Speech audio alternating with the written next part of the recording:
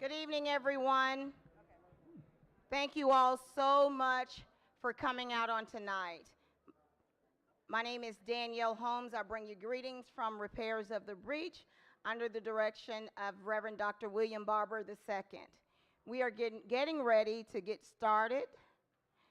Some housekeeping rules. The bathroom is back through the back double doors. There's someone back there that will usher you to the bathrooms. And we will be having some slides up on the screen that sounds will be playing from, so please pay close attention to that. We welcome you. We really thank God for you all being here, and we're going to turn it over to Reverend Cliff Barnett and Pastor Kojo.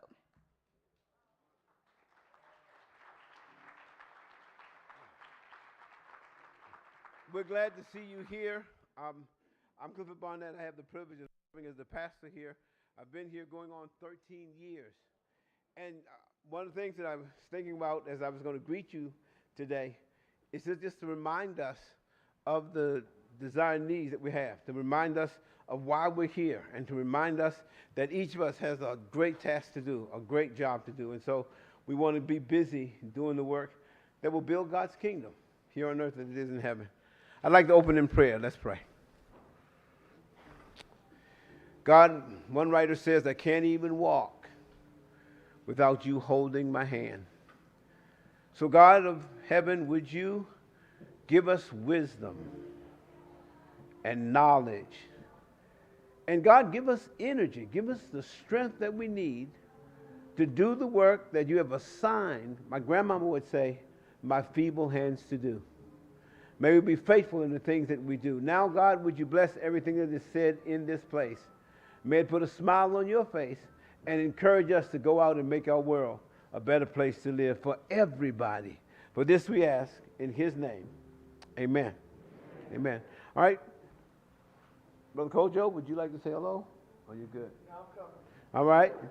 Then we'll have a musical from Kiva Bradley.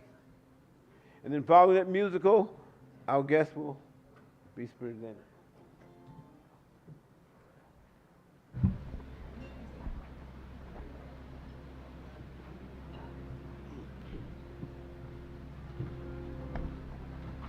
Hello, everyone. I am Kiva Bradley. This is my first time being to something like this, and I'm very interested. So I'm gonna get us started here. Come on, come on, come on, don't you wanna vote? Yes, I want to vote. Come on, come on, come on, don't you wanna vote? Come on, come on, come on, don't you wanna vote? Come on, come on, come on, don't you wanna vote? Yes, I'm going to vote.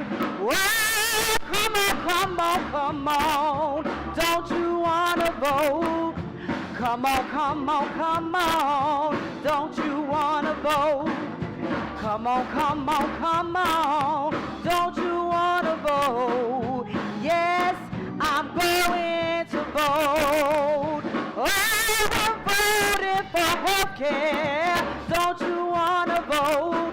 We're voting for health care. Don't you wanna vote? We're voting for health care. Don't you wanna vote? Yes, I'm going to vote. Oh, I'm voting for our families. Don't you wanna vote? We're voting for our families. Don't you wanna vote? We're voting for our families. Don't you wanna vote? Yes, I'm going to vote. Oh, come on, come on, come on. Don't you wanna vote? Come on, come on, come on. Don't you wanna vote? Come on, come on, come on. Don't you wanna vote? Yes, I'm going to vote. Oh, come on, come on, come on. Don't you wanna vote? I said, come on, come on, come on. Don't you wanna vote? Come on, come on, come on. Don't you wanna vote? Yes, I'm going to vote. Oh, 'cause I'm going to vote. I'm gonna vote. I'm gonna vote. I'm gonna vote. I'm gonna vote. I'm gonna vote. I'm gonna vote. I'll see you at the polls. I'm gonna vote. I'm gonna vote. I'm gonna vote. I'm gonna vote. I'm gonna vote. I'm gonna vote. I'm gonna vote. Vote for your families. You need to vote. Vote for your children. You need to vote. Vote for the elderly. You need to vote. You need to vote. Bring it down a little bit. You need to vote. Whoa, come on, come on, come on. Bring it down. Don't you wanna vote? That's right. Stay right there. Stay right there. Come on, come on, come on. Let me have this mic. Don't you want? Can I get a little bit more on this mic? A little more sound. Y'all keep clapping your hands. I got it on. It just needs sound. Y'all keep clapping your hands. I got it. You stay right there. Come on. You stay right there. I just need sound. Come on, come Test it now. on. Don't Gotta you hear it wanna now. vote? Testifiers, you can't sit in the pulpit and take pictures of me. This is y'all day. Yes, So come on, stand up, put your hand. This ain't being cute. Too many preachers sit in the pulpit anyway and they don't clap their hand. Now, yes, I'm going now to it's, vote. Come on. come on, come on. I want to vote. Come on, come on. My bad. Yeah. Yes, Don't you want to to vote? Yes, I want to vote. That's it. Don't you want to vote? Oh, Come on, come on, come on. Don't you want to vote? Oh, come on, come on, come on. Don't you want to vote? Oh, Lordy, come on. Come on, come on. Don't you want to vote? Yes. I'm going to vote. This side. Oh, come on, come on, Y'all be come quiet, come on. Don't you want to vote? This side. Come on, come on, come on. Don't you want to vote? Come on, come on, come on. Don't you want to vote? Yes, I'm going to vote. This side.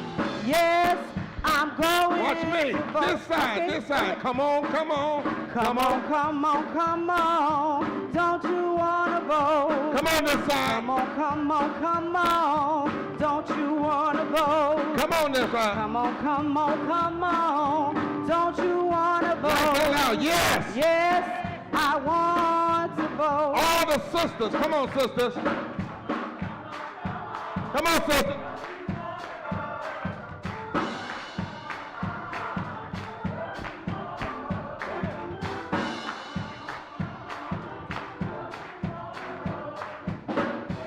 All right, brothers. Come on, brothers. Come on, men. Come on, men. Come on, man. Come on, come on.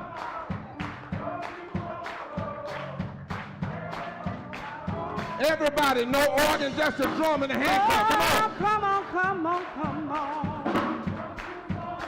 That's movement field right there.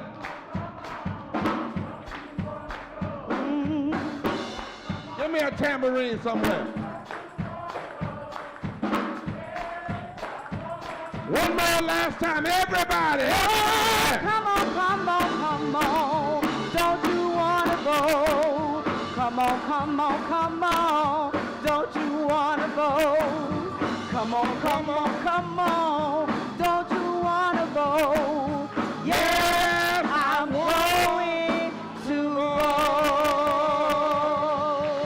Yeah. I thought Wilmington was in the house. I thought Southeast North Carolina was in the house. All right. I thought Southeast North Carolina was in the house. I know how y'all do. I'm from down here myself. I'm going to let you hold on to that tambourine. Now, you know what I was just told by the videographers? I ain't never been told that in all my life. You know, they just told me I'm too dark. Now, what the hell is going on down here if I'm too dark? He literally just they said, Reverend Barber, you got to go up there because you too dark.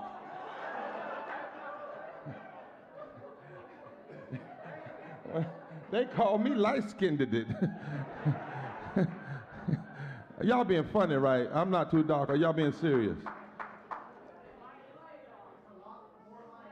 It's a lot more light, but can they see me? Because it's a lot more steps. And my knees ain't as like they used to be. So am I too dark or am I okay? Well, I'm talking about for the live stream. Lord have mercy. Kojo, I think that was you. Let's give it up for Kojo, Nantumbo, Homeboy, and everybody that's been organizing. I want y'all to give it up for Danielle Holmes, all the way from Mississippi. That's a bad girl, Jackson, Mississippi. And now, y'all know if I start calling out all my friends, what I'm going to be here all day, right? So what up, friends? Listen, I just want to take a moment and frame this evening, because really it's about the testifiers and something very serious in this moment. If we ever needed to vote, we sure do need to vote now for democracy and justice. Now, having said that, we're doing something different. I've got 5 stops in 2 days, and we're going to all congressional districts, because it's not just if we ever needed to vote, we sure do need to vote now. We want to say something about the power block that most politicians, that's why this is nonpartisan. I hope Democrats can, I hope Republicans, if you're an elected leader, you're coming tonight to hear, to listen. Because one of the great problems is nobody talks seriously, honestly, and puts forth poor, low wealth, and low wage voters. And I want to talk a little bit about that. You know, I get this, if we ever needed to vote for democracy and justice, we sure do need to vote now, by riffing an old testimony song. All right. And then doing it like a hip hop artist, you know, they call it sampling. Yeah. And so I'm sampling. But I want to be clear that for us, the right to vote, and those that are in the vestibule, you can ask them to come in, but also ask them if they would quiet down so that we're not hearing all of that on the live stream. I can talk over it, but the mics can't handle it. For us, the right to vote is not a partisan matter. That's right. But a right born out of struggle. Yes, sir. It's not even just a black folks issue, because when we talk about voter suppression today, it may be targeted at black people, but the reality is, can y'all keep those doors closed, please? The reality is that the current voter suppression laws that have been passed over the last few years will suppress, hurt, undermine 50 million voters. Not black voters, 50 million voters could end up with less voting opportunities this year than they had in 2020. So it may be targeted, but we should never be talking about voting rights and voter suppression as just a black issue. That's right. We should be talking about it as a threat to democracy. And then we should disaggregate how it hurts everybody. That's right. That's one of the ways when I was president of the North Carolina NAACP, and we filed the case after the monster voter suppression law, we sued and we won. Even in the former Supreme Court, we won. People said we couldn't win. They said there was no need to file it. And they said, some people even told us don't file it and say that it was on everything. They wanted us to just do certain things. We said, no, this is racism. But when we filed that case, go back and check it, the plaintiffs were black people, white women, Latinos, students. We had everybody. Because what we wanted to show was how it might have been targeted and framed at black folk, but it actually was having a disparate impact across the board. And so that's important. Because the right to vote is not partisan. Our right to vote is born out of struggle, born out of sacrifice. And don't ever forget that when you look, for instance, at those folk marching across the Edmonds Pettus Bridge in 65, go look at the pictures real close. The final marchers look like us in here tonight. Yeah. Our votes are not mere support for personalities or particular candidates. Our votes are demands. A vote is a demand. In other words, I vote you in, I'm expecting you to do something. It's a demand. It's not just a support because I like you, I like your smile, I like the party you're in, I like the suits you wear, you know. I like the way you comb your hair. That's a love song. That ain't got nothing to do with voting. And we live in a nation where the denial of health care, denial of living wage, denial of voting rights, denial of paid family leave, the denial of women's rights and reproductive freedom, the access to public education, yes, child care, are all policy issues. Say that with me, policy. And in poor and low-wage communities, we can't merely vote based on personality and party. We can't merely vote that way. We must look at policy and how they affect our daily lives. So we're here on these tours in these congressional districts to say if we ever needed to vote, we sure do need to vote now. We're talking about poor, low-wealth, low-wage voters, their advocates, and other moral leaders. Because, you see, the other side of it is that voting for us is a moral issue. Voting is a gift from the God of justice. Voting didn't start with the United States Constitution. It started in the book of Genesis, when God allowed humanity as a part of the gift to humanity to make choices. You can choose.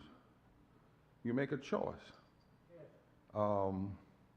Voting, in fact, in the book of, in the Hebrew language, one of my rabbi friends was talking to me one day. He said, Barbara, do you realize that the word for vote and the word for voice is the same thing in Hebrew? Koil, K-O-L. All right. So when we talk about the voice of God, it's thundered in the Bible, or we talk about the voice of God through the people, we also talk about the vote of God. God made a decision.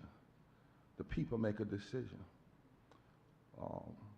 The prophet Amos said in Amos chapter 5, seek good and not evil. That's a vote. Yes. Make a choice. He said, hate evil and love good. That's a choice. Verse 15 says, and work it out in the public square. Yes. This is actually in the Bible, in the Message Bible, Pastor. He says, fill the malls with shops with the cries of doom. Weep loudly, say, not me, not us, not now, not on our watch. When things are unjust, somebody must empty the offices, empty the stores, empty the factories, empty the workplaces, and bring everybody into the street and cry and act as though something is wrong.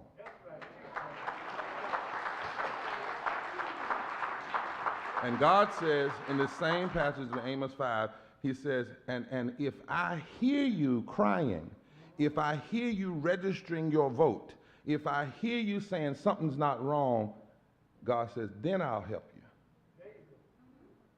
Then I'll help you. In fact, then he goes on to say, because the truth is, I can't stand your religious meetings. I'm fed up with your conferences and conventions. I want nothing to do with your religious projects, your pretentious slogans and goals. I'm sick and tired of your fundraising schemes, your public relations and image making.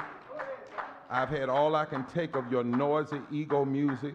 When was the last time you sang a song to God and not just something to yourself? You know what I want? I want justice to roll down like water. And I want righteousness.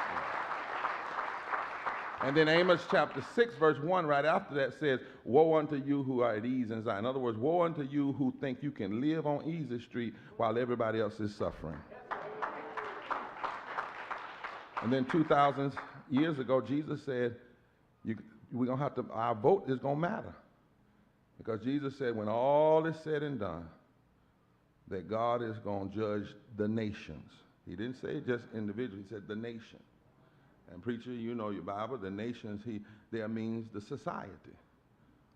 And he says he's going to sort the people based on the decisions they made, based on the votes, if you will, the decisions they made. And he said, I'm going to say to some, when I was hungry, you fed me.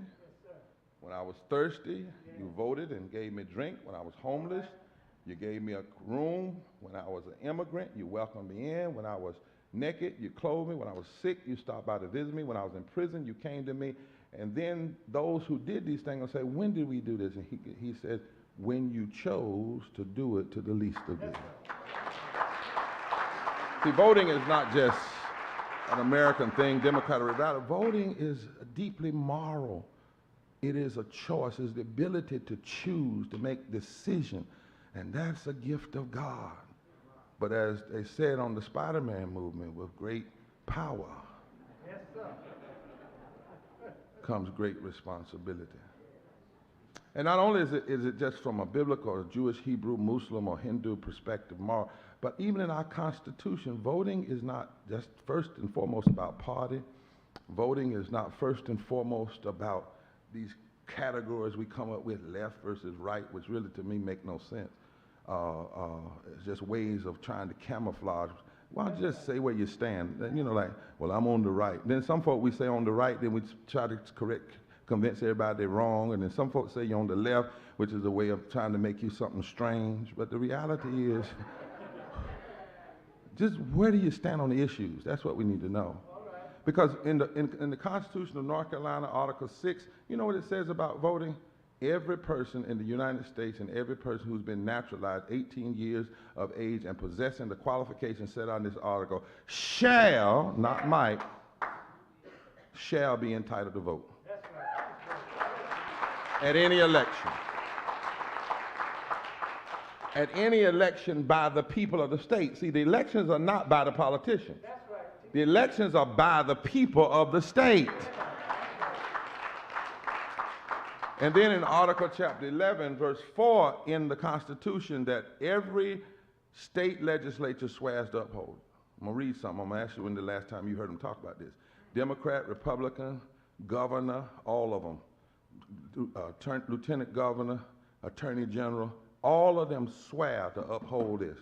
Listen real quick, because this is in the Constitution. Yeah. Article 11, Section 4. Benevolent provisions for the poor, the unfortunate, and the orphan is one of the first duties of a civilized and Christian state. Do you know that was in our Constitution? In other words, the Constitution says that to every politician that's in this state, if you don't put the poor, the unfortunate, and the orphans first, you are acting uncivilized. When last time you ever heard that in the political debate? When the last time you ever heard from, I said, we're going to have, the newspaper is going to sponsor a debate, and the debate is going to be Article 11, Section 4, and we're going to know, we want to ask the candidates that are running for office whether you stand on this and why. And notice what it says. It says that if you swear to uphold the Constitution of North Carolina, you're supposed to put the poor and the unfortunate and the orphan first. They are supposed to be centered in every piece of public policy. But what do we hear? Middle class, wealthy, working class people. A lot of working class people that are working poor. That's right. So in some ways, we don't even follow our Constitution. And we look at things like this from history and from the scriptures. The truth is, if we ever needed to vote for democracy and justice, we need to vote now. Think for a moment where we are tonight. I was thinking about you, my sister, when I was coming down here. I said, you know, here we are in this church tonight, 403 years since the first ship landed in Virginia to bring slaves. Tonight. Here we are in this place tonight, and it was 246 years ago that the Declaration of Independence, even with its flaws, said this: we hold these truths. to be self-evident that all men, that was a problem, are created equal, that they are endowed by their Creator with certain unalienable rights, and among these are life, liberty, and the pursuit of happiness, that to secure these rights, this is the part we don't read. People love that first part, but here's the part, that to secure these rights, governments are instituted among men, deriving their power from the consent of the governed. That's right. That, listen, that whenever any government becomes destructive to these ends, what ends? We hold these truths to be self-evident, that all men are created equal, endowed by their Creator with certain inalienable rights, among which are life, liberty, and the pursuit of happiness. So whenever a government becomes destructive to that end, it is the right of the people to alter or abolish and to institute a new government. Voting is nothing to play with. Here we are tonight, 234 years since the Constitution was adopted, and despite its glaring and damning contradictions, it laid down a hopeful preamble that activists down through the years would grab and use as a critique of the very document that people abused. That preamble says, we the people of the United States, in order to form a more perfect union, establish justice. That's the first goal. When you put your hand on that Constitution and say, I swear to uphold it, if you are an elected official, your first desire in every piece of policy ought to be establishing justice. And if that's not what you're voting for, then you're out of order. You just lied when you put your hand on that Constitution. The second thing is to ensure domestic tranquility. Can I wrap that in the street? What they really were saying, this is what the boys were saying. They didn't know what they were saying 243 years ago, 34 years ago, because some of them held slaves and blah. But I think the Holy Ghost got a hold of them, and they didn't know what they was writing. The Holy Ghost just made them. That's me. I'm part Pentecostal. Because there's no way they would have put, if they really knew what they were writing, in essence what they said, no justice, no peace. All right. Listen, let me read it for you. In order to form a more perfect union, establish justice, ensure domestic tranquility. That's peace. In other words, you can't ensure domestic tranquility unless you establish justice, unless you provide for the common defense, unless you promote the general welfare and secure the blessings and liberty to ourselves and our posterity. Here we are 173 years tonight since Harriet Tubman escaped from slavery. 165 years since Frederick Douglass, after a stacked Supreme Court ruled in the Dred Scott decision that black people had no rights which white people were bound to respect, Frederick Douglass said, listen, as monstrous as this decision appears, I'm going to meet it with a cheerful spirit, because I know every attempt to blot out forever the hopes of an enslaved people may be just one necessary link in the chains of events preparatory to the downfall and complete overthrow of the whole slave system. He then goes on to say the whole history of the anti-slavery movement is studied with proof that every measure devised and executed with a view to allay and diminish the anti-slavery agitation. In other words, every time you tried to stop us, it has only served to increase, intensify, and embolden our agitation. Now, if Frederick Douglass could say that 165 years ago at the Dred Scott decision, surely we ought to be saying that today. Every time you try to take my rights, all you're going to do is increase and intensify and embolden my agitation and my voting. Here we are, 154 years after the signing of the 14th Amendment, 152 years after the signing of the 15th Amendment, which said the federal government and no state can deny or abridge a citizen's right on account of race, color, or previous. And I like those two words. They didn't just say deny, they said deny or abridge. The word abridge means you cannot tear down the bridges. Like if we pass same-day registration as a bridge to get more people to vote, you can't come along in another legislature and tear down the bridge. Here we are 124 years since the 1898 massacre insurrection right here in Wilmington. Please tell folk to stop saying we ain't never seen an insurrection before.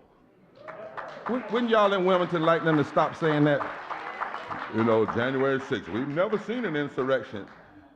Yes, we have. That wasn't even the first one in D.C. Go back to when they lit the Capitol on fire. Yes, sir. That's right. Not knowing history is a terrible thing. From 1898 all the way up into the 1912, 1913, 14, 15, 1919 Red Summer, we saw insurrections all over America. Political insurrections designed to destroy black-white coalitions. That's what they were. Here we are. This Sunday is the 67th anniversary of the death of Emmett Till, the murder of Emmett Till. But it's also the anniversary of the March on Washington. August 28th, which was the reason they chose the 28th.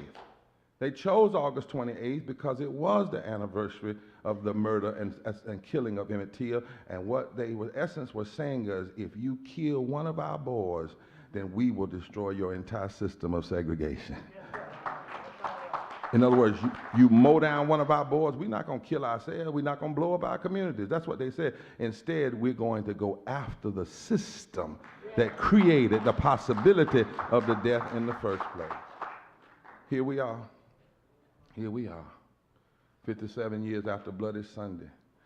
And you know what Dr. King said at the end of the march from Selma to Montgomery? I think it's his greatest speech. I don't think I Have a Dream is his greatest speech. I think I Have a Dream is his greatest closing. I think I Have a Dream is his greatest short, 17 minutes.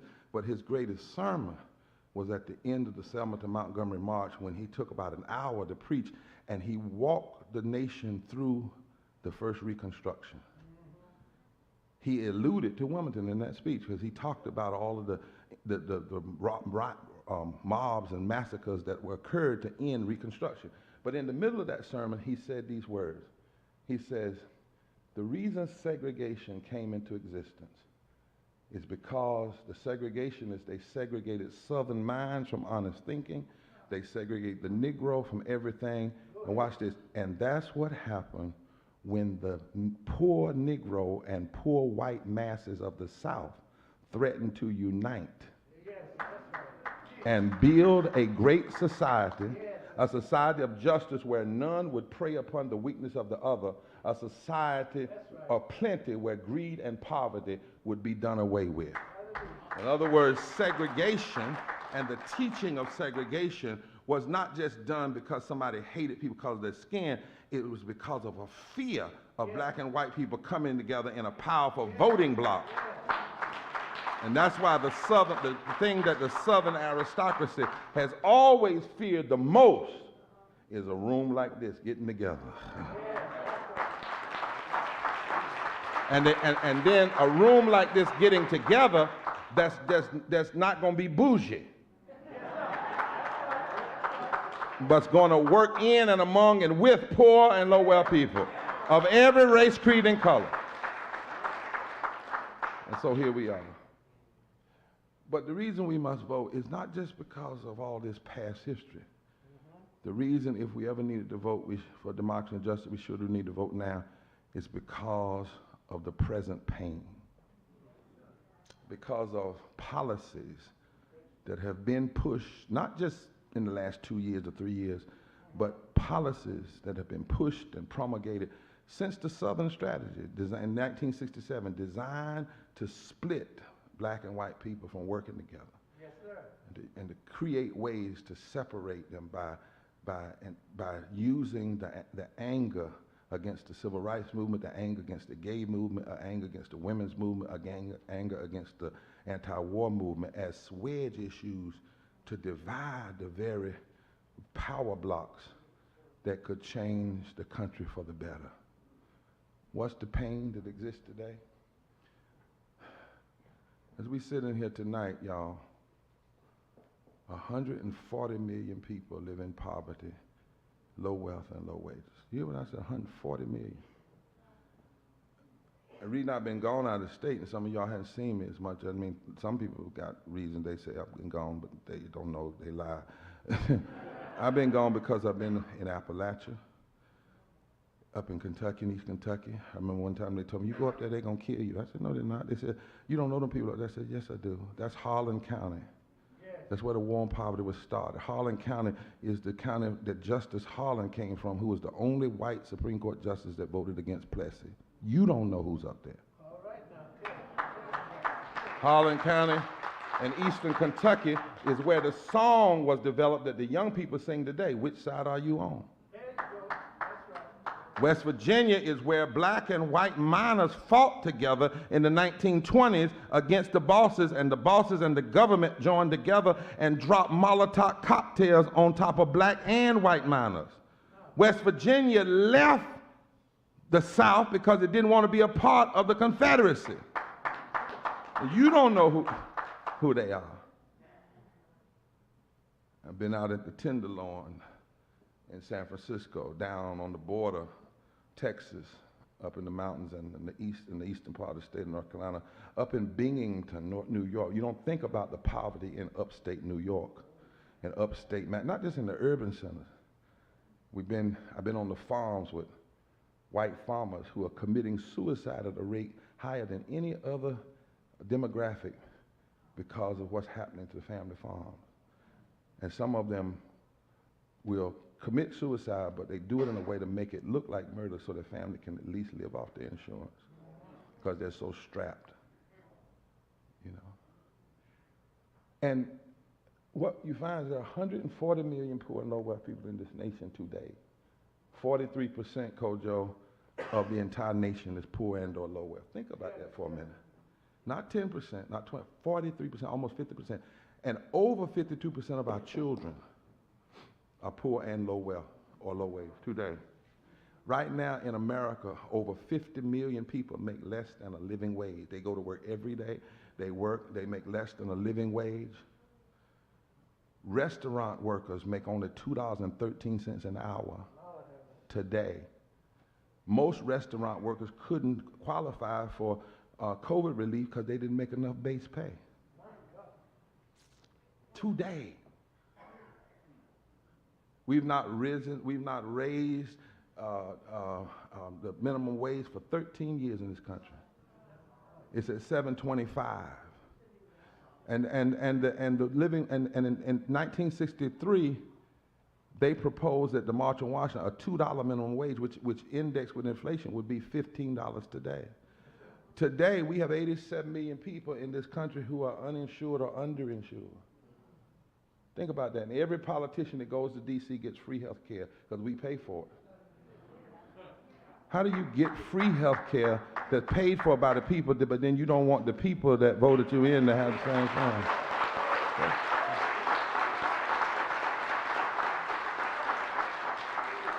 Here we are today. 1/3 of all poor people live in the South. 1/3 of all poor white people live in the South. Here we are today.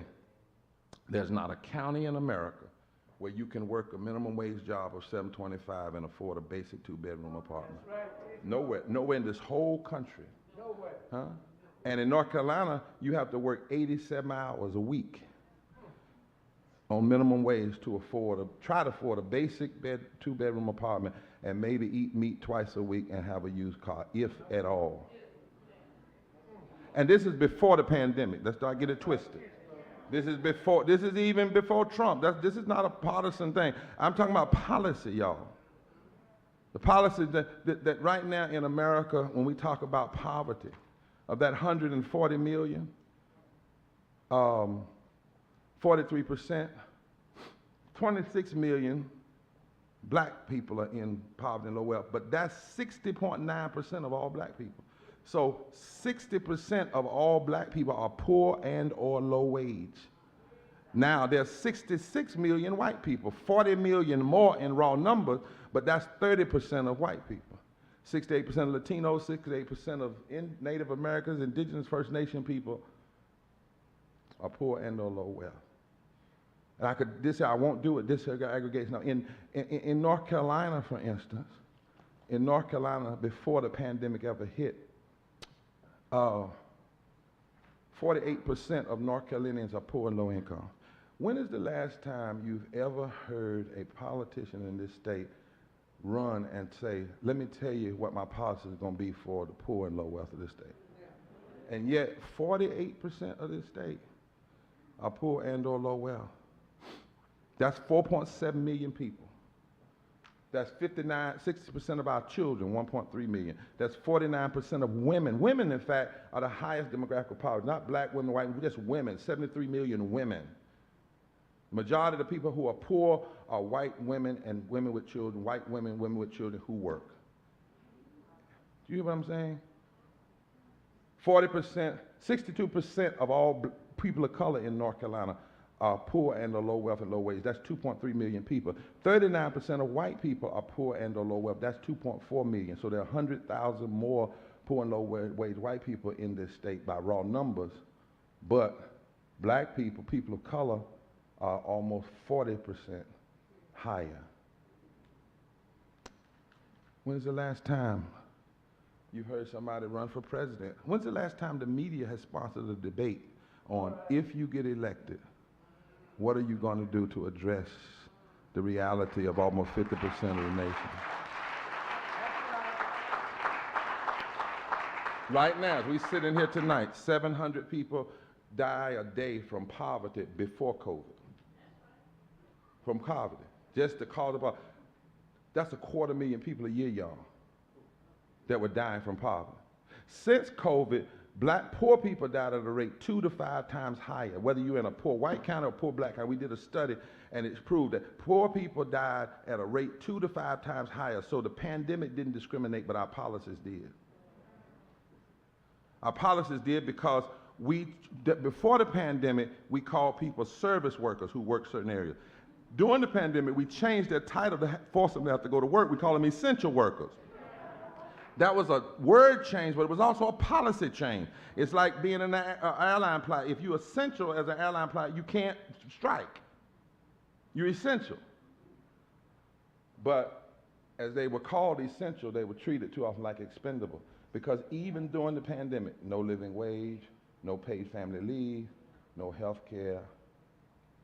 330,000 people died from not having health care during the pandemic.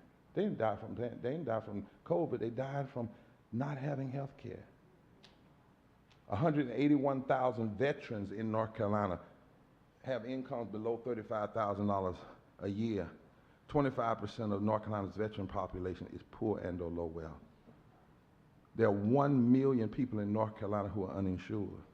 500,000 could be insured with just one vote of the North Carolina legislature. 32% of the census tracts in North Carolina are at risk from being able to afford water. 9,000 people in North Carolina are homeless. 9,000 people, 2 million people in North Carolina work every day for less than $15 an hour. That's 49.7%. Almost 50% of North Carolinians are working poor, while we give absorbent amounts of tax breaks to corporations when they come in here to bring. Now, when I talk about this, the first thing when I talk to some politicians, they say, "Brother, it's too sad." When you run for office, you got to be happy. You got to make folk think you can't talk about this stuff. It's too sad. No, what's sad is we don't talk about it. What's sad is when we ignore it.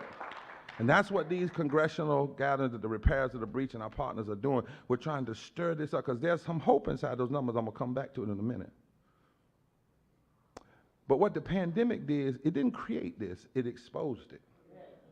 Pandemic didn't create racism, didn't create poverty. It exposed the fissures that existed prior to. That's why the Economic Policy Institute says this: listen, if America does not address what's happening with visionary social and economic policy, the health and well-being of the nation is at stake. Translation: if this nation does not center poor, low, and low-wage people in the center of its public policy, it affects the whole democracy. But here's the other truth: if poor and low-income people don't vote and determine who's in office and force the policymakers to change course and let policymakers know that you don't address poor and low wealth people by one-shot policy activism. In other words, you do one thing, you pass one bill. See, we can celebrate a bill, but that bill does not fix the whole problem. And too often, what politicians want to do, they want you to act like one bill is it. And then if you get it, and then they get into this strange kind of compromise. Like, I celebrate the fact that we put all this money finally into dealing with the climate. But in order to do that, you had to compromise and build pipelines that are going to primarily go through poor communities and destroy people's lives. Compromise. And so this is the economic policy. And this is the these are economists talking about this. I've never had so many economists come to me. I had one guy, and I'll close. I had one guy coming to me. He was special rapporteur at the UN on poverty. He said, Reverend Barber, I don't even believe in God like that. He said, but I know a God-sized problem when I see one. I'm serious. He was telling me honest, and I appreciate that. He said, he said, and I know this. When folks say we don't have the resources, that's a lie. He said, he said, we don't have a scarcity of resources, and we don't have a scarcity of ideas. We got a scarcity of moral consciousness. That's what we have a scarcity of. And so, what most of the politicians of our day, even the political consultants, do you know they advise politicians not to talk about the poor? Oh, no. I had a major political figure tell me that, said they tell them, don't talk about poor, don't call people poor because they don't like to be called poor. No, what people don't like is being poor. They don't like you, especially when it's unnecessary. Especially when, if you were to raise the minimum wage to $15 an hour, 32 to 34 million people would immediately come out of poverty and low wage with one vote. And it would pump $330 billion into the economy. Then you have some folks say, but if you do that, that's going to create inflation because you pump so much money. No, you pass living wages, and at the same time, you make corporations pay their fair share, and that'll equal out. Some of us did go to school, you know.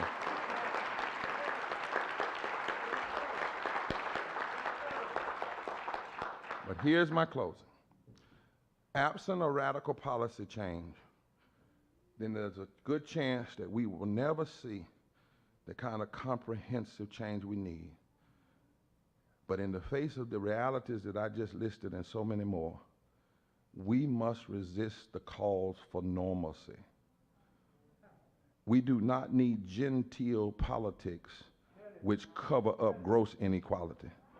Now, I'm not advocating you cuss folk out, and we don't need to cut folk and all that, but we do need to be respectful. But we don't need to have respect on the outside for the cameras and then disrespect in the policies that we pass that hurt the people.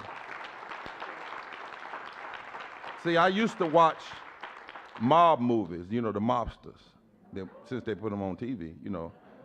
It's always amazed me, too, how America can glorify the mobster, but then they want to crush people who find themselves caught up in gangs because of economic. But anyway, that's a sermon for another day. I'm sorry, I regret. But I learned from the mob movies, the most dangerous one in the room is the one that's so gentle and so cordial. You know, a lot of politicians are very cordial. They won't ever call you the N-word. They won't ever say they don't care about you. They're cordial. Until they get behind doors.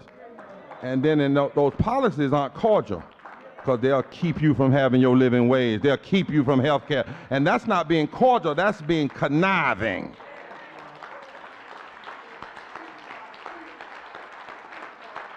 So where's the hope, Reverend Barber?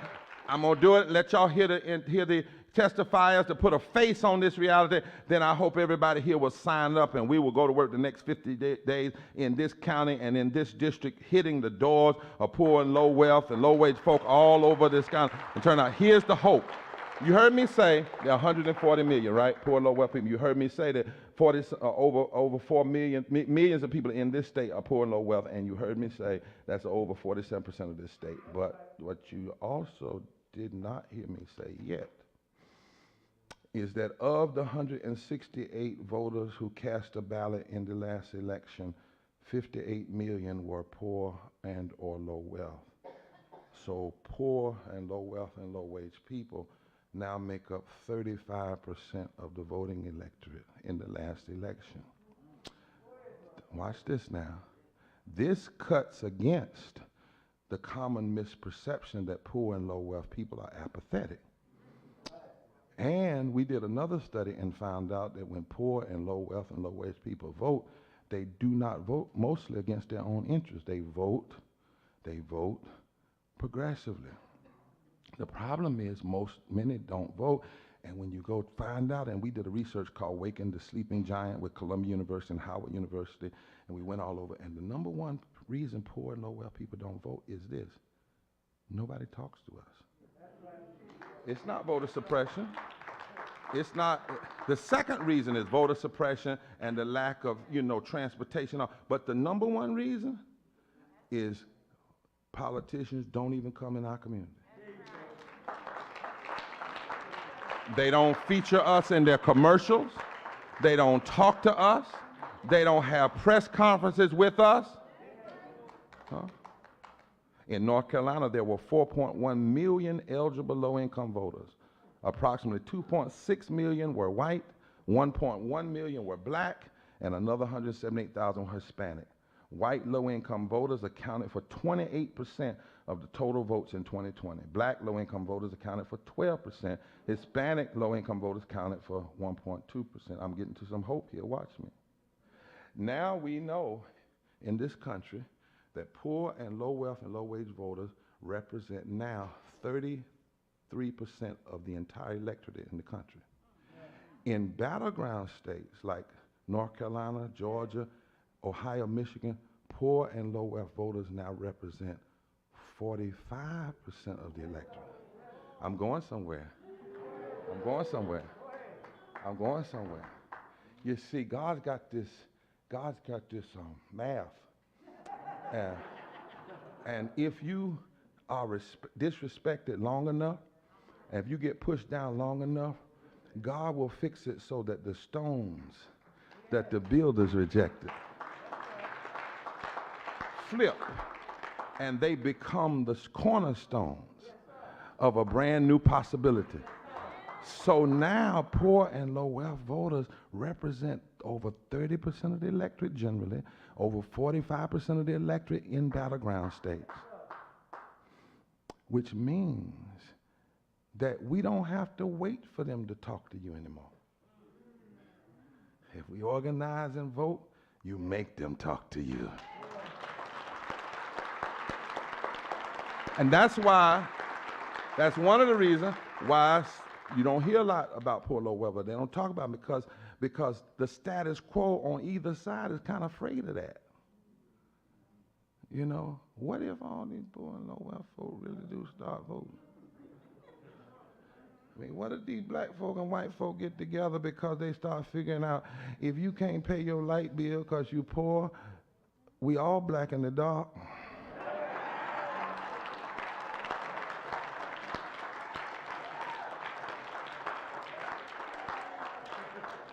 What if they start figuring out that when a child's stomach is hungry, they don't growl black.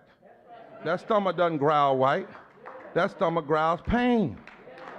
And what if they start realizing that, you know what, in North Carolina, for instance, in the last election, the margin of victory in the presidential rate wasn't but 74,000 votes.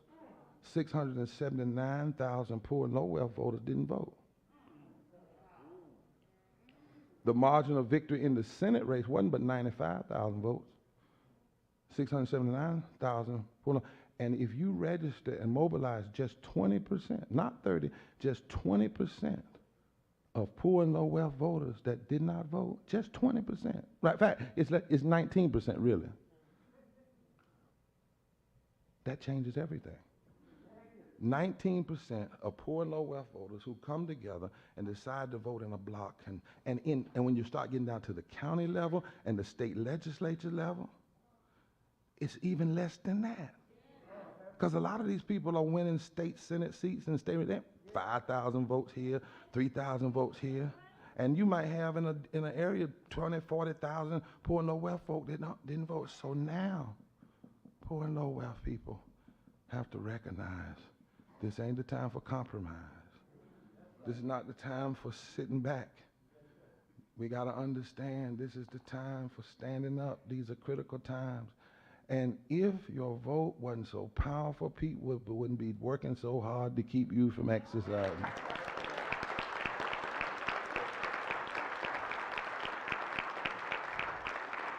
My brothers and sisters, if we start repairing these breaches, and that's in all our communities, if we start repairing these breaches, I was telling somebody the other day, they happened to be black, and I said to them, we need to talk about, I grew up poor. I ain't talking about how you grew up. It's because you grew up poor doesn't mean you still see, they want to use that as a cop-out. Where did you vote recently? What did you do? Who have you been around recently?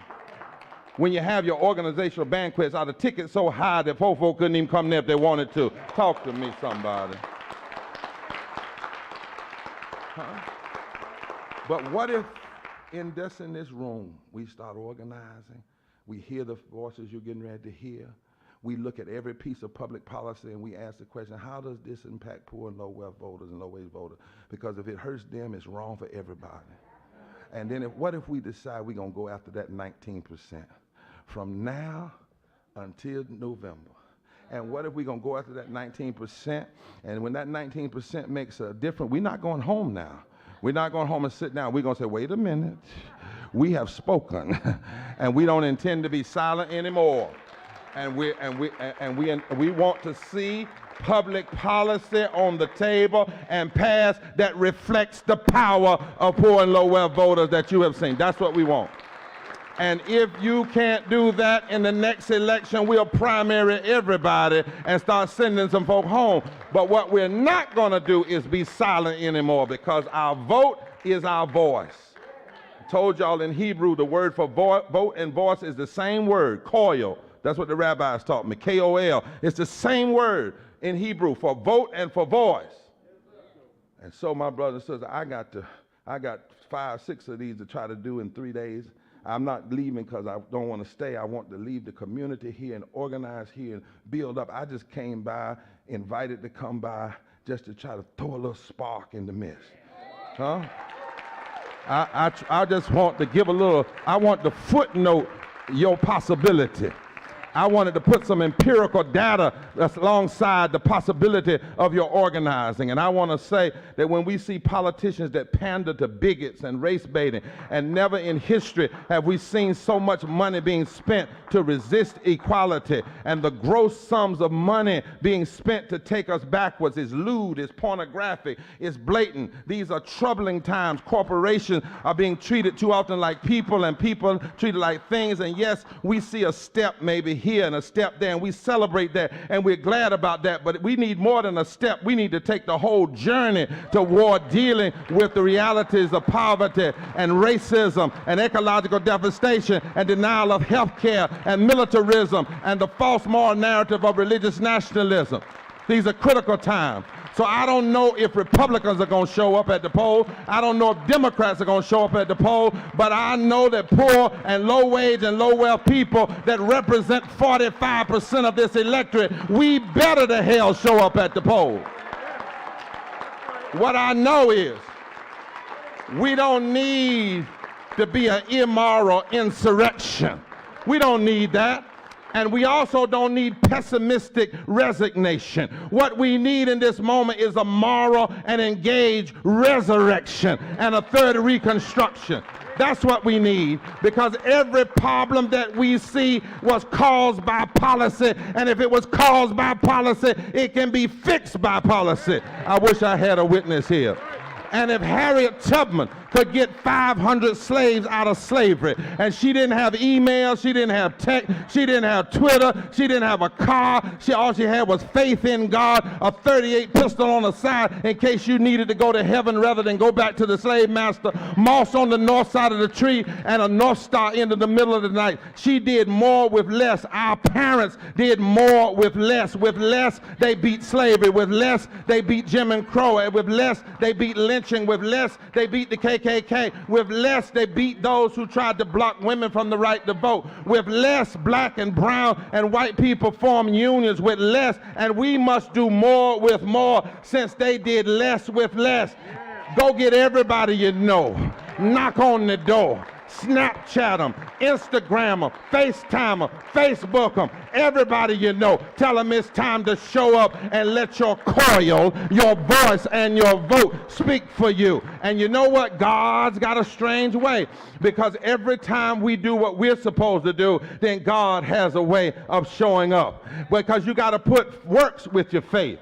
Faith is what you believe about God, but works is what you do because of what you believe about God. And when you put faith and works together, it's powerful and dynamic. And when we work our faith, then God shows up. Moses just stretched out his rod and God showed up. David just threw his rock and God showed up. Yeah, Daniel just went in the lion's den and God showed up. Esther just went to see the king and God showed up. A little boy just gave some fish and cornbread and God showed up, and a buffet came down. Jesus went to the cross, God showed up. Thurgood Marshall went to the court, God showed up. Rosa Parks sat down, God showed up. God showed up. I got a question for you. Won't justice show up?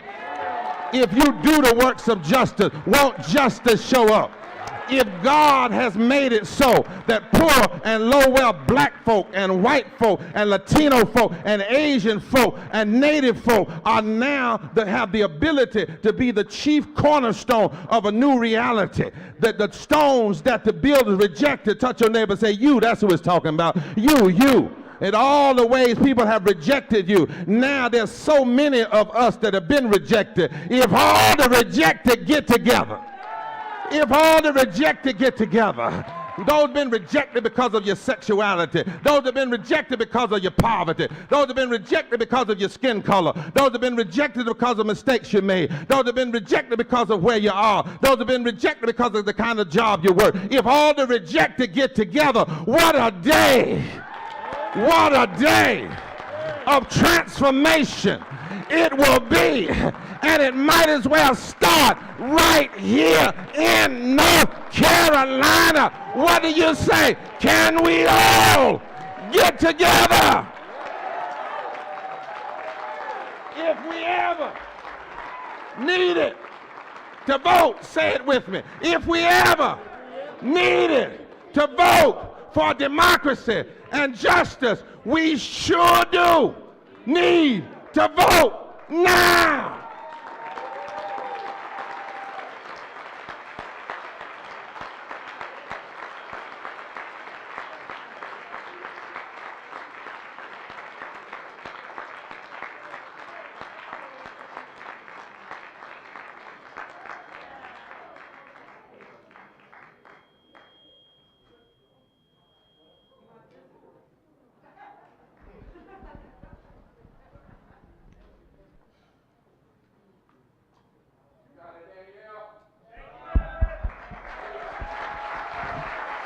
Hallelujah.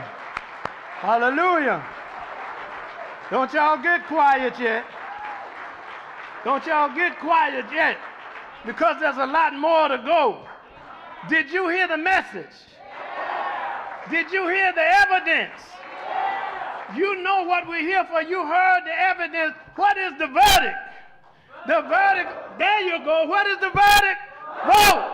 We know there's a problem. We know there's a criminal. We know there's a trial going on, and we're going to try this country. We're going to try all its delegates. We're going to try all of its officials in the next 50 days, and the verdict is vote. When we got problems with housing, and we got them bad in Wilmington, where we got people that are staying in places they ain't got no business staying, and then they're being made to play for places they don't stay where they should be. We got a problem. How do you solve a housing problem like that? How do you solve it? We got people that work on jobs, and they work on jobs all day, working hard. Some of them got degrees, but yet when they go home, they can't even take care of family, which means we got an economic problem. When you got those kind of problems, how do you solve it? We got women who have children and want to have children, and they can't get the proper medical care, and some women are being denied because they're women of having an abortion. When you got problems with the medical community and you can't get it right, what is the remedy for that? We got all kind of problems. All kind of problems. And all we do is sit and complain. But we don't have to complain. All we have to do is listen to the prophet.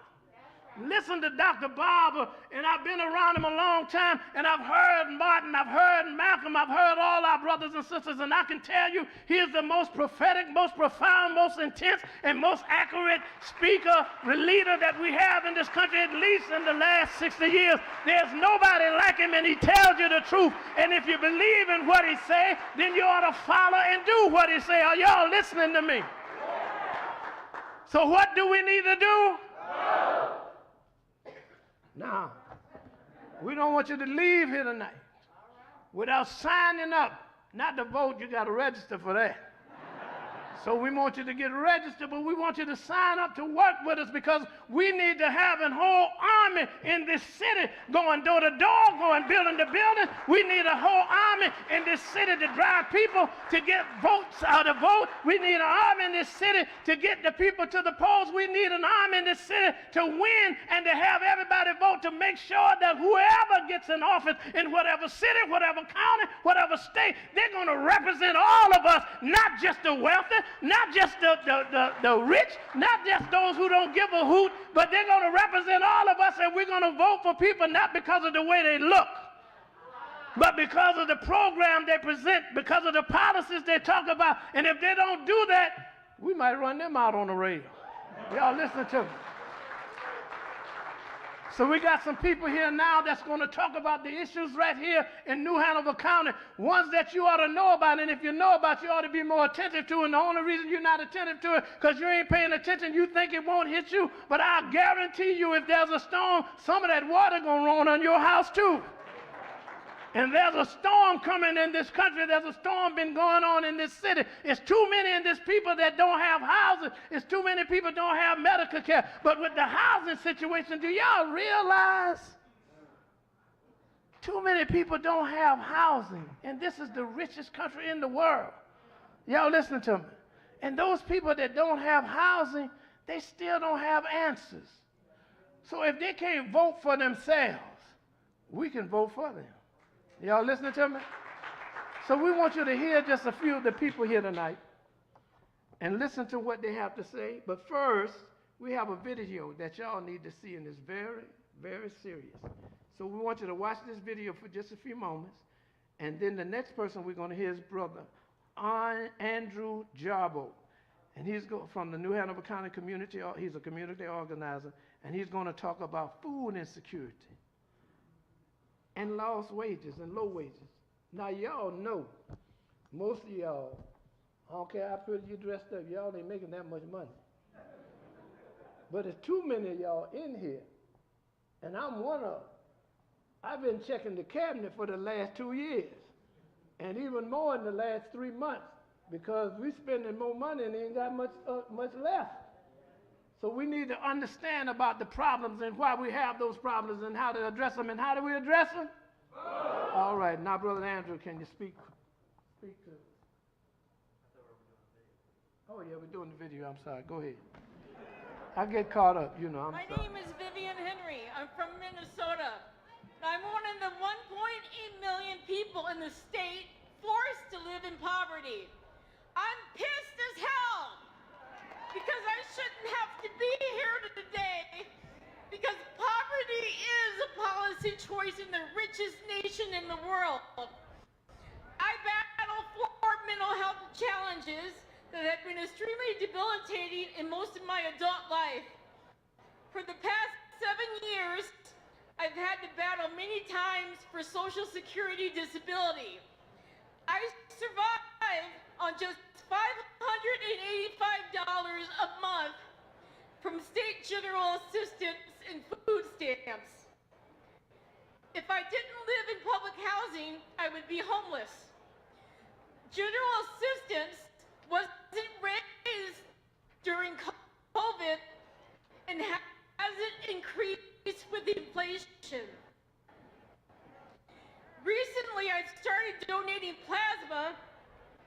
because I don't have enough money to meet my basic needs. This is immoral to be forced to live this way.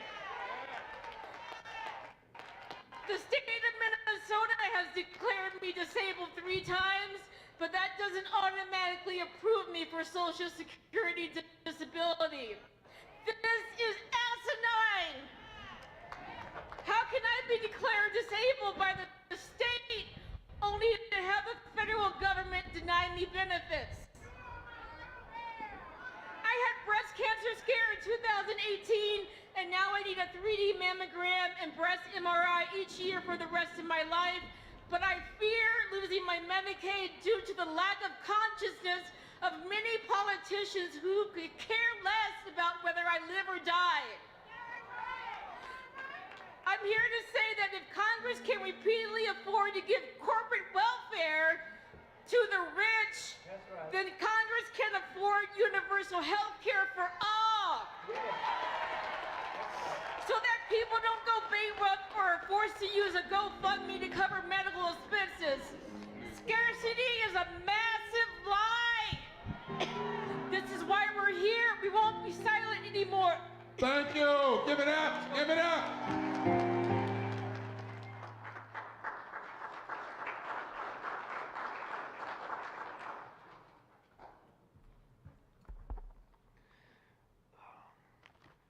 Can you guys hear me? All right. Hi, my name is Drew. I've lived here in Wilmington all my life. I recently moved out to Western North Carolina for better work opportunities. My time here in Wilmington, I worked in construction. I was a hard worker, and I did my job sufficiently, but my boss saw me just like the rest of my coworkers. He saw me as a hindrance to how much money he could be making. In Wilmington, our established construction companies have a plantation mentality. They do not see us as human beings with needs, but machines that when we get hurt, we are actually damaging their wealth instead of the ones that are creating the wealth for them. They use fear tactics like selective drug tests, GPS surveillance, and holding threats of firing us over our heads. This is a death sentence for so many poor and working class North Carolinians. I was afraid of having a lapse of judgment or having a moral personal failing like drug abuse. They would use fear tactics to keep us in line while not actually caring about the supposed safety of us at work. Many of us use drugs to cope with hard experiences while we deal with at work. Why are we held at such a high standard, which our bosses are also not able to hold themselves to? We stay at a poverty wage by their choice, which is a much greater moral failing, which so many more of us see the effects of.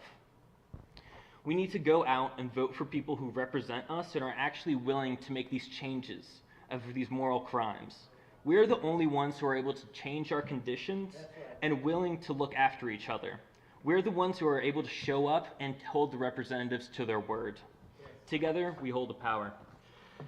We can't just rely on our representatives. We need to join organizations and movements like the Poor People's Campaign. We need to collectively dream and build with people that share our experiences and our desire to see change in our lifetime. The poor white Southerners carry a radical history for fighting for justice. We have had small groups that have fought for justice in our own communities and that of other suppressed communities. This history has been suppressed due to our large history of reactionary violence that the ruling class benefits from.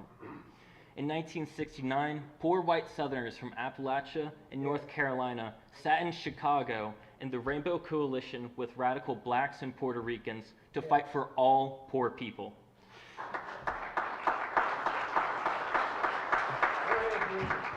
The Rainbow Coalition was made up of the Black Panthers under Fred Hampton, the Young Patriots, and the Young Lords. Under this multiracial coalition focused on class struggle.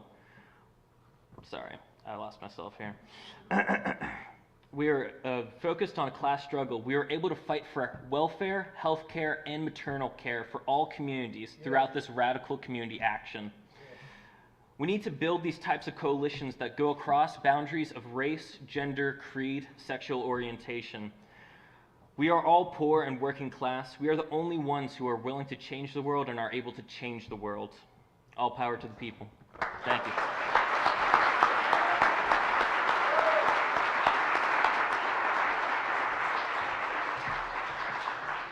How do you judge? How do you judge? That's all he was saying, just vote. We now have Sister Aquanetta McNeil. Most of you may have already known her. She's well known in the New Hanover County community as an organizer in housing. Sister Aquanetta.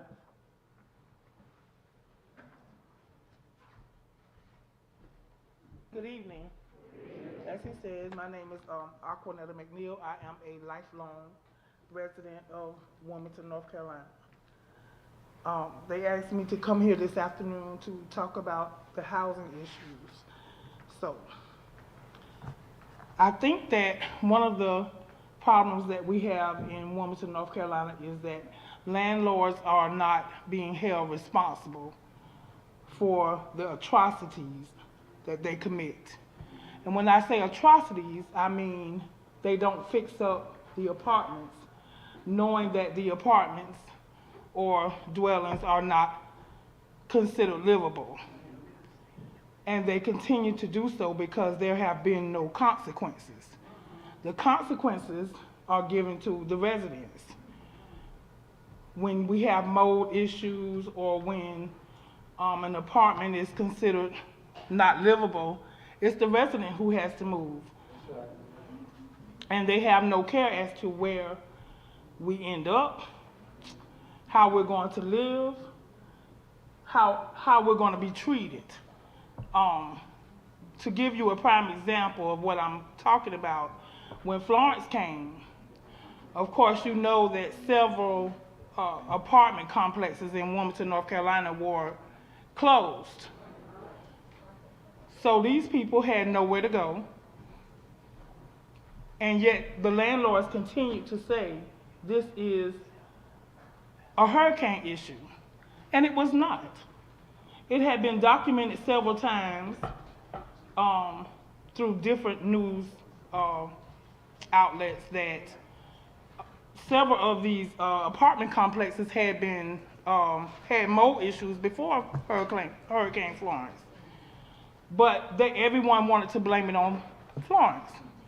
So when Florence came along, you had thousands of people that were displaced. You had parents who had nowhere for their children to go, so they were put in foster care. You had residents that were basically homeless because they had nowhere to go. You had residents that were terrified. I've heard and met with some residents where I was from, which is Gervais, that wanted to commit suicide because they saw no end to what had been going on. So it was very disheartening to know that this continues to happen, and it continues to be a thing where there are no consequences. I've never seen someone commit crimes, and it is a crime. That's right. And not be punished. But these landlords continue to commit crime after crime after crime and never be punished for the crimes that they've committed. So, you know, I came from, like I said, I live in Gervais, and we were forced to move. And they blamed it on, you know, the Hurricane Florence. So when Hurricane Florence came along, of course, back during November, I think we were the last complex that had to move. So we were told that a week before Thanksgiving, we had to move, of course. So we, you know, had to pack up, get help. We got assistance with packing and everything. 2 years later, I moved back into my apartment. But before all that, it was, you know, they were telling us, well, we could get help from FEMA. FEMA never paid my rent, never. Because I had to find somewhere to go, I had to find somewhere to live. I was 2 counties away. So I had to travel from Columbus County, well, did I say 2 counties? Yeah, Brunswick, Columbus, I'm right. Columbus County back to New Hanover County to work. Church or anything else I wanted to go to.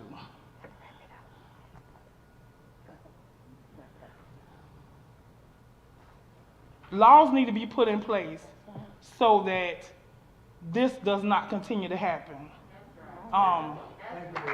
It's so often that we elect people and they do nothing. They understand our plight because they've heard it before. I can't begin to tell you how many times I've talked about this. And it's a continuous thing. But the people in Washington don't hear. The people in Raleigh don't hear.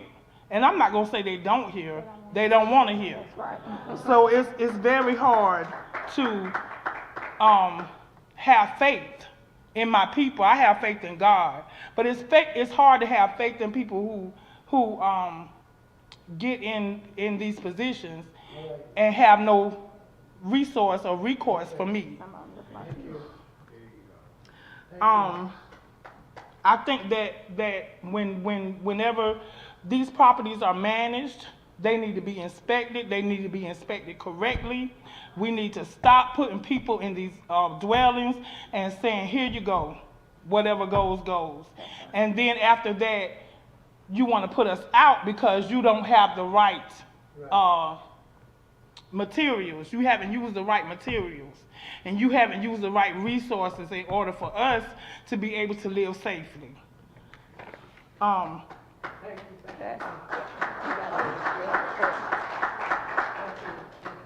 They, like I said, they want to blame everything on natural disasters. But there's a big difference between natural disasters and neglect. And a lot of these apartments were basically neglected.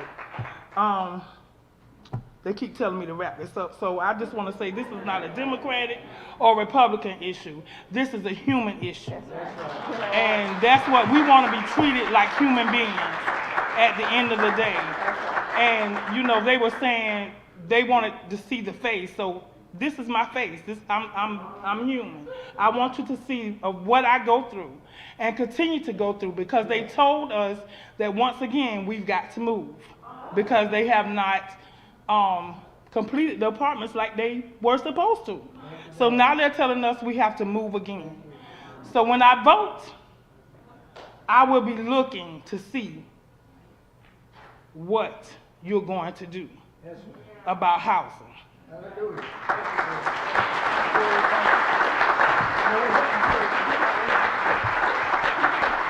Thank you so much.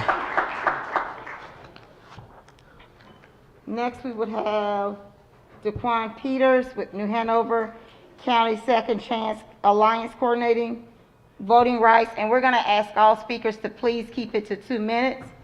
But first, we're going to pause. We need to do a call to action so that we can get people signed up, because I see those that are leaving. And so if we can get our organizers and some of the New Hanover committee, organizing committee, to please assist with passing out the pledge cards. So many of you may have gotten a paper or either one of these cards.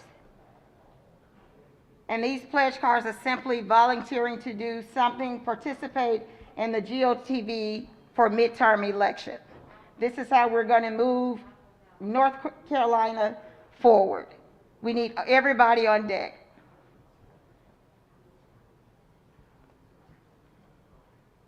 And you can also text VOTE to Moral 38542.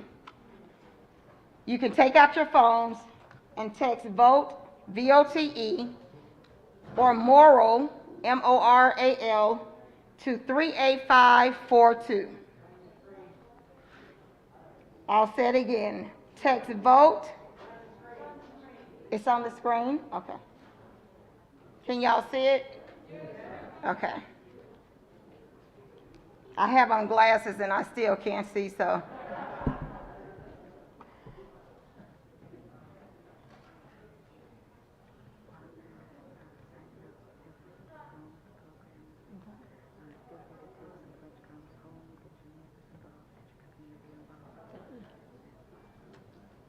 We're going to go on with our next testifier, but please feel free to take some pledge cards home, give them out to family members, co-workers, organizations, churches, wherever people are. Take the pledge cards and ask people to sign up for GOTV for the upcoming midterm election. Next, we will have Daquan Peters.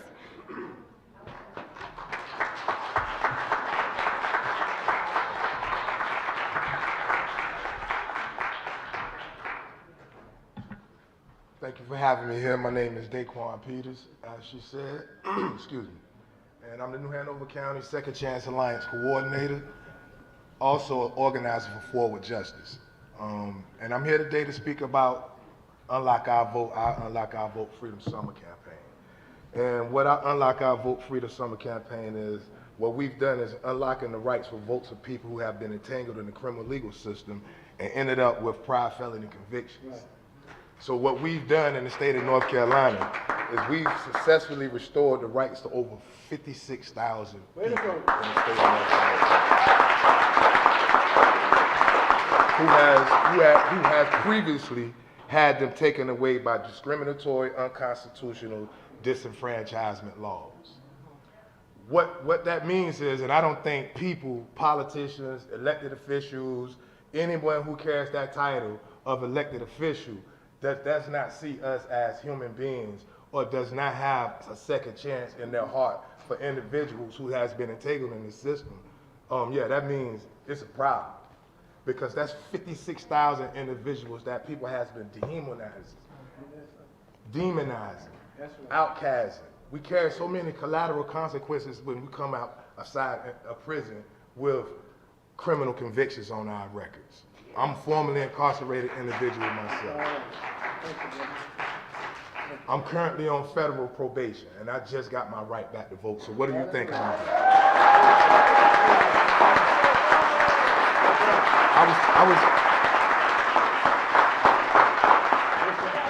In 2007, I was sentenced to a racially disparate criminal charge called 100-to-1 crack cocaine ratio. They gave me 22 years for more than a distribution of more than 5 grams of crack. I went to prison and I studied the law. Right. I spent every bit of 4 to 6 hours a day in the law library. While everybody was running to the rec yard, I knew I had to come back out here and change that. Praise God. So all of these people that carry these titles of elected officials that still perpetuating the mindset of lock them up and throw away the key, we now have power to be able to remove you out of that position. Very good. In New Hanover County, there's 1,700 plus individuals that now has their right to vote that's on felony probation. So, let me just say this right here. Thousands of people will now have a chance to stand in their power and chose the senators, judges, sheriffs, DAs, all of that. So I have to go, and I really wish I had much time up here, and I respect it, but understand that, if I could just get 500 of those individuals, like the Reverend Barber said, you got to come talk to us before you can even be elected in any race. So now you have the power, and the power of the people is always greater than the people in power because we give them that. And we're here, and we're going to also represent y'all and help y'all get some of these votes. Thank you, sir. All right, we're sorry it seems like we're rushing them, but we have to go. We want to make sure everybody gets in. Now we're going to have our good sister who's been working hard, Roberta Penn, and Roberta is going to talk about health issues. Reproductive justice. Reproductive justice. Good evening. Almost 60 years ago, I had an illegal abortion. I was a college student in New York City, straight out of rural North Carolina, little tobacco town. I shared a 1-bedroom apartment with a friend in the East Village before it was fashionable. She worked in a bank. I danced in a psychedelic club from 10 p.m. to 3 a.m. so I could go to classes in the daytime. When I got pregnant, I didn't have a doctor, I didn't have health insurance or a savings account. A friend gave me a phone number, an anonymous number. I called, made an appointment. I was told to take a bus to a town in New Jersey, bring $300 cash, and come alone. My friends raised the money for me. I told the abortion contact what I'd be wearing. It was a navy blue ship that I'd made in high school home economics class. And she picked me out when I got off the bus. She was a very polite woman, but a firm one. As soon as we got in her red Mustang, she handed me a blindfold and told me to put it on and wear it until she brought me back to catch the bus home. I was frightened, but I knew I couldn't take care of a child by myself. So I was compliant. The procedure was short, thank goodness, because there was no anesthesia involved.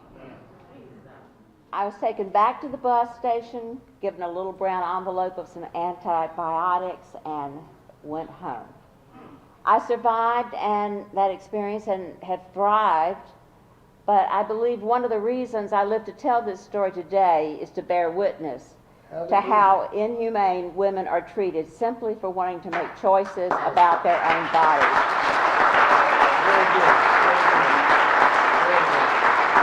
Now the right-wing Christian nationalists are destroying what few rights we've had over the last 40 years. The Supreme Court has decided it knows best what's for our bodies, and legislatures across the country are endangering our lives, threatening doctors, and forcing clinics to close. We have to get together and send a message, and it's got to be a very loud and proud message about reproductive justice. We have the right to decide if and when we have children, the right to family planning counseling, and the right for poor women and their babies to have prenatal and infant care. This is not a middle-class white women's issue. We are oppressed and shamed and punished for wanting to control our bodies, but black, brown, immigrant, queer, and poor women are far more deeply impacted by these regressive laws. And as we demand our right to reproductive justice, let us amplify our voices by joining together with affordable housing advocates, workers demanding fair wages, those who are food insecure, affordable health care, community leaders, and those who have been snared by the criminal legal system. Hallelujah. And tonight, I guess our rallying cry is vote.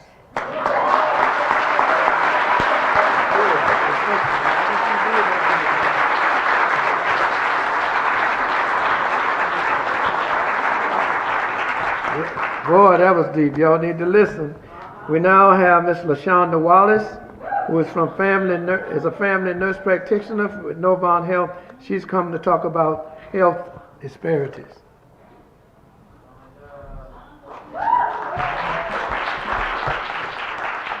Good evening. I am Dr. LaShonda Wallace, daughter of LaWanna Daniels, who I endearingly know as Pumpkin. And some of you know Seeds of Healing, and that is how I came up with Seeds, pumpkin seeds. I became a caregiver of my mother at the age of 15 while we navigated poverty, housing insecurity, and lack of health care access. My mom died at the age of 41, which was definitely too soon. I arrived here with you in Port City in 2013 as a nurse practitioner, and with that same commitment to this community and to the best of my ability, I plan care with a patchwork of medical treatments that are made available by our healthcare system to the uninsured and underinsured in a 7-county region. Fantastic. Our sisters and brothers navigate and negotiate their attendance to medical appointments because they are juggling competing priorities such as child care versus showing up to low-wage jobs that do not provide medical leave, and again, nor do they have health insurance. Approximately 15% of New Hanover County citizens are uninsured, and our surrounding counties Some of them even have higher rates of being uninsured. In New Hanover County, you are familiar with the conversations about grant funding to solve our problems. Well, while grants are great opportunities, the sustained solution is transformation with systemic change and policy that benefits everyone all of the time. That's right. That's right.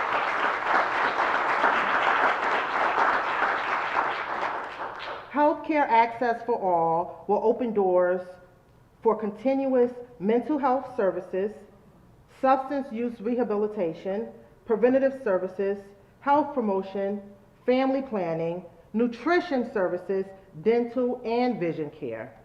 So together, the way we will prevent being wiped out, like what is happening to us during this COVID-19 pandemic, and prevent the further widening of disparities in health as we move forward together to address the underlying structural inequities in healthcare and economic circumstances that keep marginalized communities in the death gap. So I implore each and every one of you, and go get your people, to support those practices, those policies, and the decisions that are equitable. Vote for our health. Vote for healthcare access for all.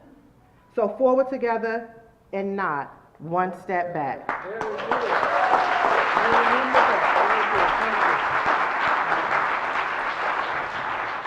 All right, we're almost at the end. Now we have another video by Beth Schaefer from Raise Up, leader of South Carolina on June 18th.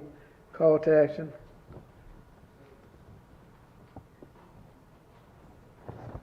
Okay.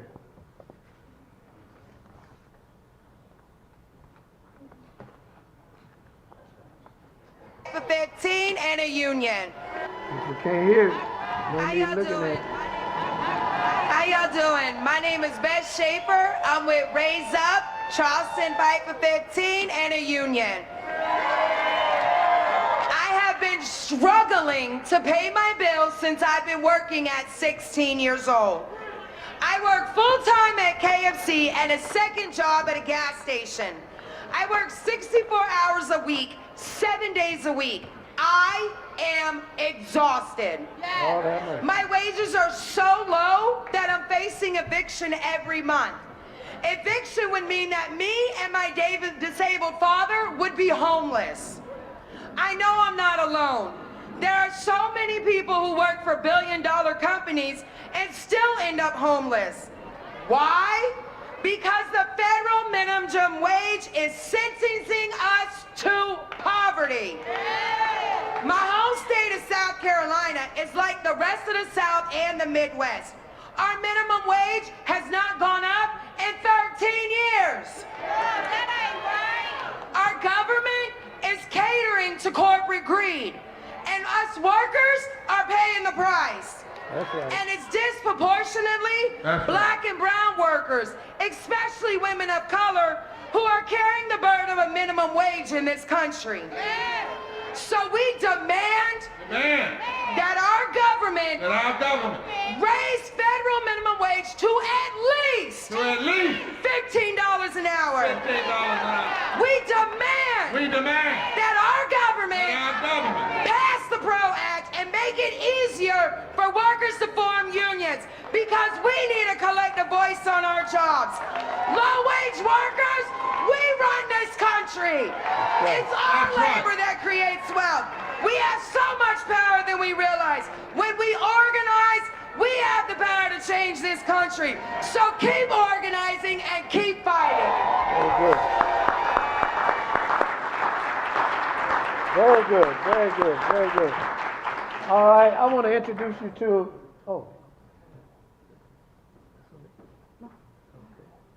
I was going to introduce you to Danielle. She is the national representative for, one of the national representatives for Dr. Bob.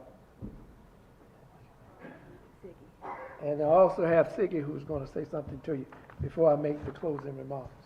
You just got two women on your side. I'm scared to death, too. Wilmington, are you ready to get out the vote this November? Yes. Are you ready to organize and mobilize poor and low wealth people? Yes. Like we've never done before in Yes. Wilmington and all across North Carolina? Yes. All right. I need everyone who hasn't filled this out to fill this out right now. We have Brianna and Kate, also with Repairers of the Breach, who are coming to collect these. Every single person in this room, we need your name, your email, your phone number, your zip code. We need to know how you're going to get involved in this final push up until Election Day. Are you going to knock on doors in your community? Are you going to make phone calls to your neighbors and friends? Are you going to send text messages to folks all across this state? Please fill this out right now. They're coming through. If you haven't filled one out, they'll give you one. And they'll come and collect this. We want to make sure that every single person doesn't leave this room tonight without getting involved to mobilize and organize poor and low wealth folks here in Wilmington and all across North Carolina. I would like to ask the new Hanover Organizing Committee, who has worked so hard to put this event on tonight, to please just stand so we can just give you all a hand clap of praise and thank you for all the hard work that you all have done. Thank you to our partners. Yes. At Repairers of the Breach, the North Carolina Poor People's Campaign, Forward Justice, the Second Chance Alliance, who am I forgetting? The Beloved Community Center. Thank you for opening up your house of worship to us. Black Voters Matter. Thank you for organizing and mobilizing with us as a partner. And we look forward to hitting the streets and the phones with you in the upcoming weeks. And Pastor Cliff Barnett, you're still in the room? He's gone. We just want to thank Warner Temple AME Zion Church for opening up your doors, being a blessing to us. We came, you all told us whatever we needed, that you were here, and we didn't have to come out of pocket to do any of this. And so it's just a blessing. It's an honor, and we just want to acknowledge that the pain that we see in North Carolina is the pain that we're seeing in Mississippi. It's the pain that we're seeing in Minnesota. It's the pain that we're seeing in South Carolina. Pain is everywhere, and so we must encourage our loved ones, our families, our friends, our neighbors. Get on social media and just begin to encourage people to get out and vote. This election is just as important as the presidential election, and we cannot allow folks to sleep on this election. It's time to wake up the sleeping giant, and we're going to do it this midterm election by showing up to vote. Thank you all so much. All right, stay still. Just another 2 or 3 minutes, and I'm going to let you go. This is what's going to happen after tonight. After tonight, we're going to put all the information we got from you guys. Hopefully you fill out the information the sheets that they gave you.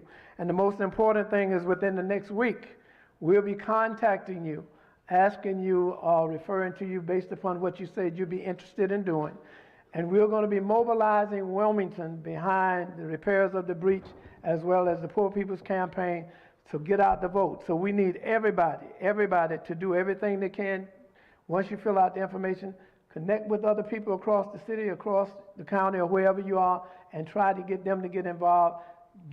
Listen up for us to call you, and then once we call you, we're going to be training people, teaching them how to go door to door, teaching them how to mobilize, teaching them how to get other people involved. Then we'll be training people how to work the polls. We'll be getting permission and working the polls from the inside and out.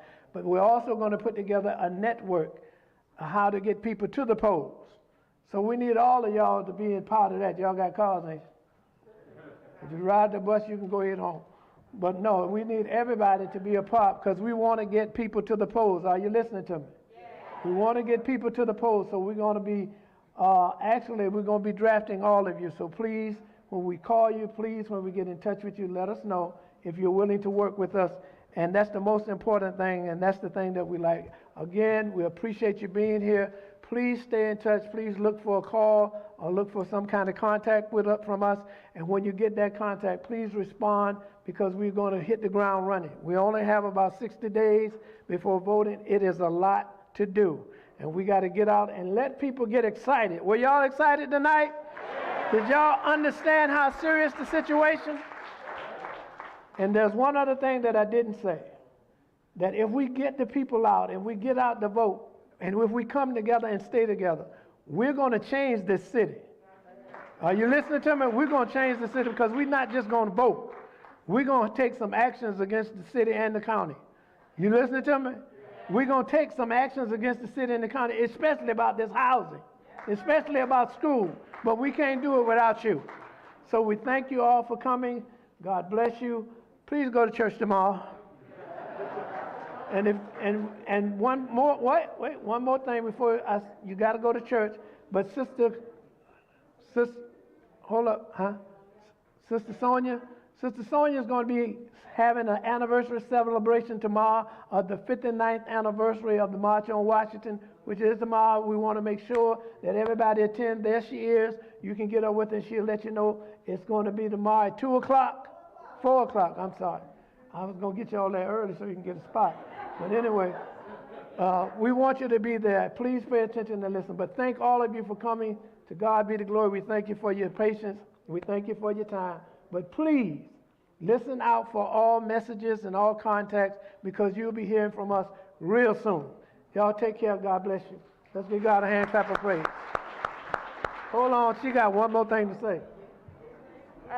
Please take flyers home for your friends and family and your neighbors. Please take those placards home to remind people to get out and vote and to sign up to get involved. There's flyers and placards, and go ahead and play that last video.